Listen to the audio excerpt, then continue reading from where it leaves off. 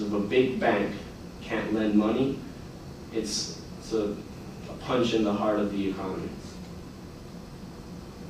So now in conclusion, we looked a year past, and when we've seen what the government is doing, when these big banks became insolvent, because just a small amount decline in housing can create them to be insolvent, what the government has done is basically to lend to these banks again, lend more to them, bail them out, have them continue to operate. But then I ask myself, this isn't a good long-term solution. Just having these big banks surviving, keeping them alive, isn't going to mean that they're going to take these risks again in the future. And that was worrying me.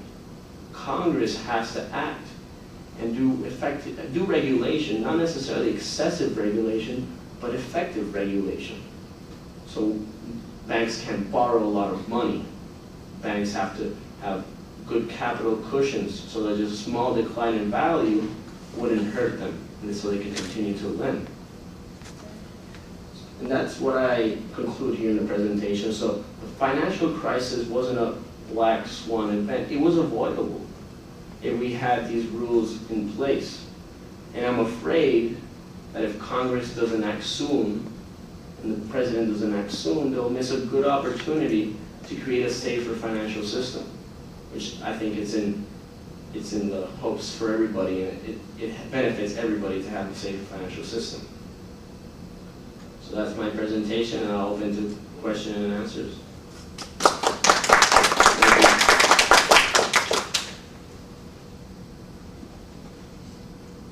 You indicated that 1% interest rate was a problem. Why do we still have it? Well, Greenspan had lower interest rates to 1% initially after September 11 because he thought it would be a panic. And he was able to stimulate the economy and we were to jump back, but he overstimulated it. Yeah. And then when it started falling again, there was no lending, so now we have to pump it up again. Because nobody right now is lending to each other. They're just too afraid.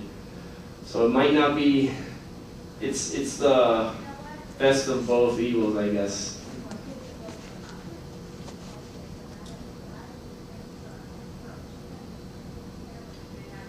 You're talking about breaking up Bank of America as being too big. What do you think about that? Possibly, yeah. They bought Merrill Lynch, which is an investment bank. They have brokers and they do their own trading, so they take a lot of risks. So having Bank of America, which is based, I believe, in North Carolina, which is a traditional bank, combining with a big risk taker could be a problem. So we're not solving this issue. The government has been able to maintain the system from holding itself and keeping it alive, but it's not necessarily the best long-term solutions.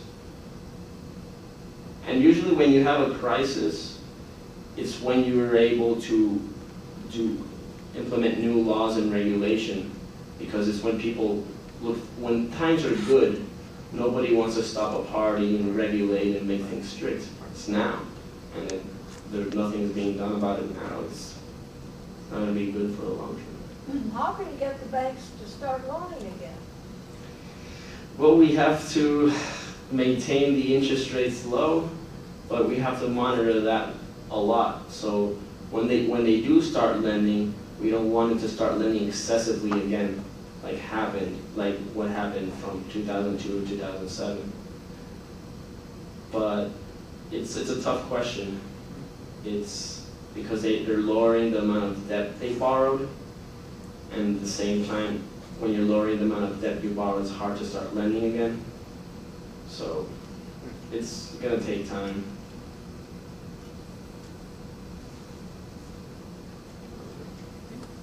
Thank you.